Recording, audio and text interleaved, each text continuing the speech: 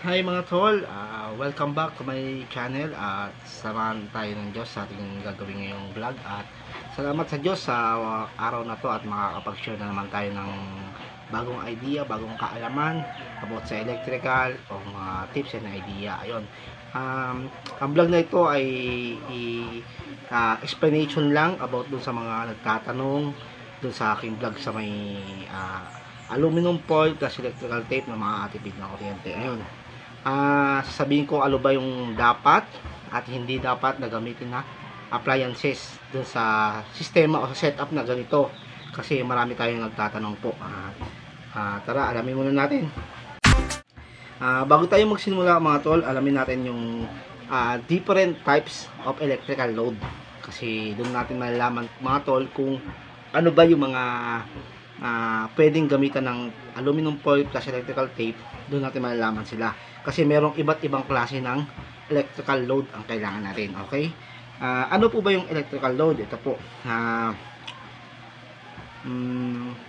ayoko na basahin mga tol, medyo mahaba ito. Ito na sa screen, kung may time kayo i-post nyo na lang, basahin nyo. Ayan siya, ayan yung electrical load. Ito, ayan, post nyo na lang po. And then ano po ba yung, ito yung 3 different type of electrical load. Yan.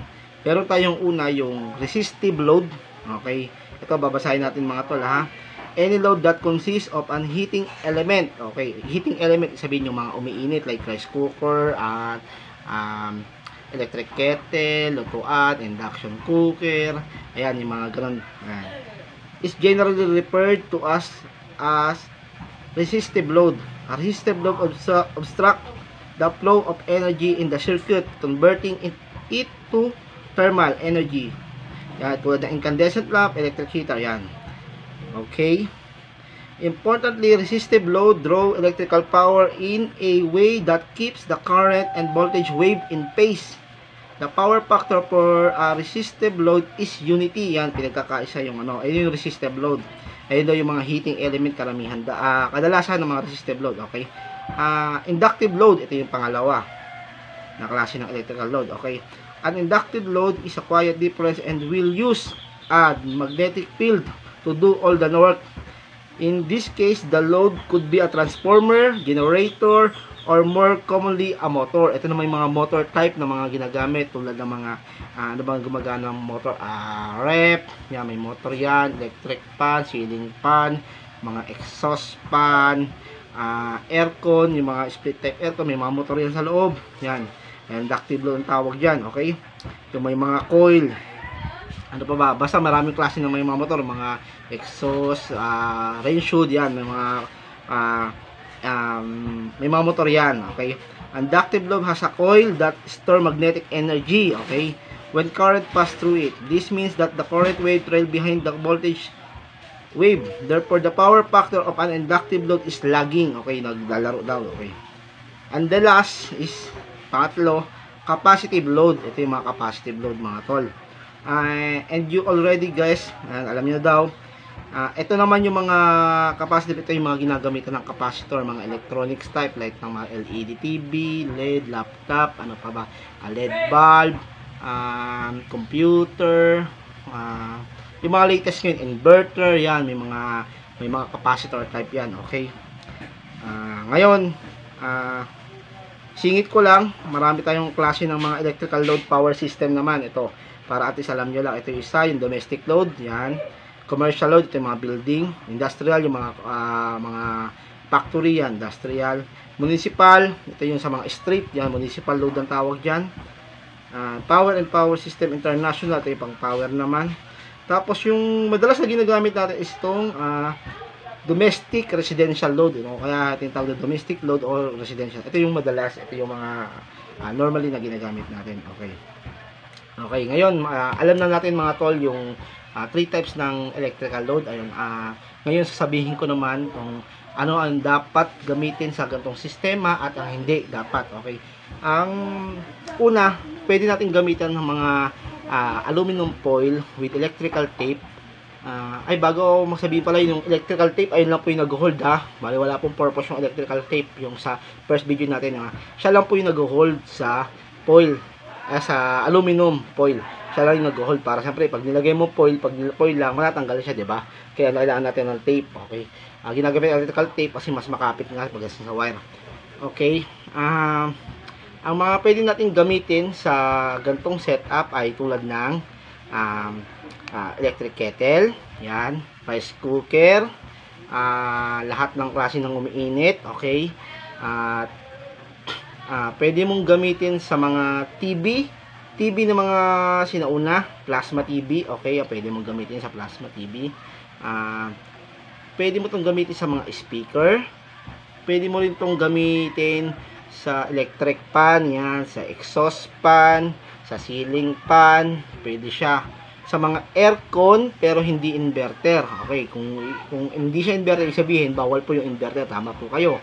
Bawal po yung mga inverter type na aircon, tulad ng mga inverter na rep. Pwede siya sa rep na hindi inverter. Okay, bakit po? Kasi po, yung inverter po, nag-transfer na po siya. Okay, bali, pumasok na po siya sa tinatawag natin na ang tawag dito yung may circuit na siyang pinasukan para mas tumipid na sa kuryente siya.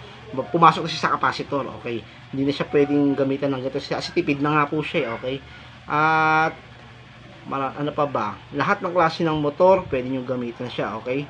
And then and last, yung mga residential na gamit, mostly ba ginagamit, electric fan. Charger, bawal po siya. Sa extension, bawal po siya. Tapos gagamitin yung mga charger, bawal po siya. Maaari po maghumina yung charging system niyo po. I mean, yung pag-charge sa cellphone niyo, medyo humina. Tulad ng mga charging port, lalagyan nyo, di po siya advisable po. Okay? Advisable lang po ito kasi yung power, bali yung sipa ng power, hinaharangan po ng foil. Ayun po yung research ko na pag-alaman ko. Ayun. Then, sagutin natin po mga tanong sa ating mga comment section po. Tapos yung mga nagpapa-shoutout na rin po, singit natin. Okay, puntahan mo tayo sa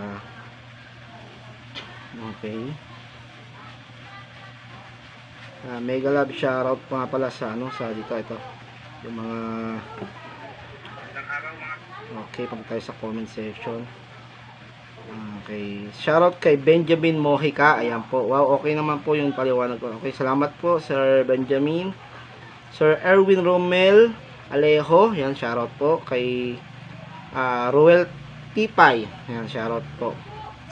Ayan, yung mga nagsasabi po na hindi po totoo yan, siguro po mag-search po muna kayo. Ako rin yung unang hindi po rin talaga ako naniwala. Actually, yung nakita ko to sa TikTok, yung unang nakita ko to sa TikTok to, yung naisip ko kagad talaga, gusto kong barahin talaga gusto kong gumawa ng vlog para barahin. Pero yung kada search ko, search, tanong sa engineer, dapat naman ako, medyo totoo. Kay Mary Jane Compra, mega love shoutout.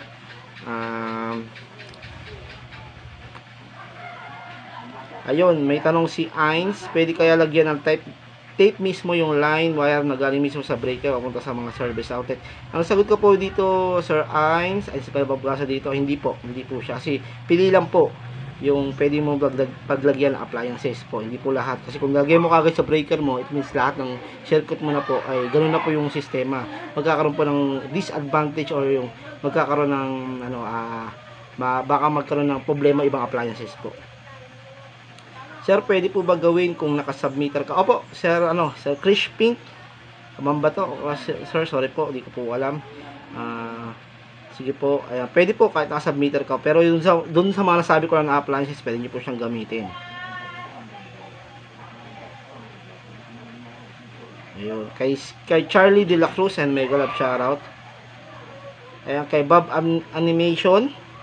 Kay Richie's Vlog. Ayan, shoutout po. Kay Jaja.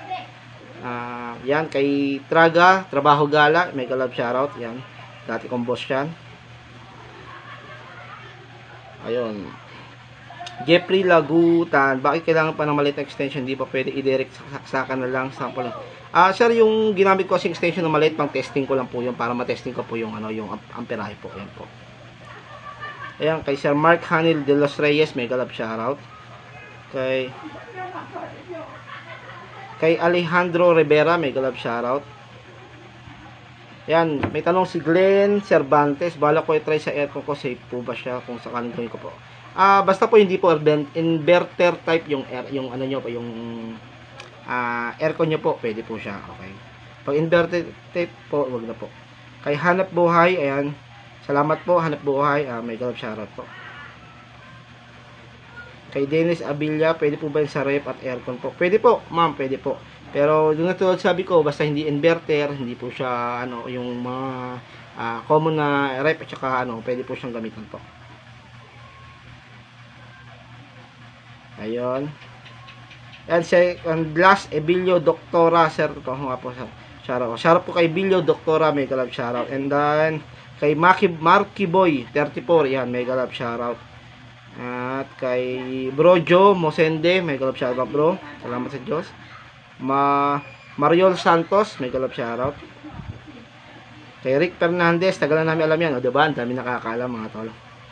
Edward Vicente Paril, may galap shoutout po. Ayan, kay Jenny Caroque, may galap shoutout. Ayan. Okay, bali yan po. Ayan. Ayan. Salamat po sa lahat ng mga nakinig ngayong araw, yung mga paliwanag ko po. Sana po may nakukuha ko yung idea po. At salamat sa Diyos at may na-share tayo na naman na bagong idea at kaalaman sa mga kababayan nating Pilipino na nanonood. At salamat ko sa mga nanonood po ng aking vlog. Maraming salamat po. At bago po ako magtapos, ang video na ito, ginawa ko lang po natin para at least malaman po ninyo kung ano yung po dapat gamitan ng appliances para do sa may setup ng foil, aluminum foil, tsaka electrical tape. Ayun lang po yung ano natin. At yung matitipid po natin na more or less 20 to 30% lang po talaga. Pero kung gusto niyo po talaga malaki ang tipid, kailangan niyo po talaga mag-invest. Ang pinaka-suggested po ay solar panel po. Ayan, gumamit po tayo ng natural energy tulad ng wind tsaka ng init solar. Yan, makakatipid po tayo ng malaking konsumo sa kuryente. Ayun. At ayun na lang po, maraming salamat po, hanggang sa muli po, salamat sa panonood po, and God bless you, samahan po kayo nawa, salamat sa Diyos, and bye bye.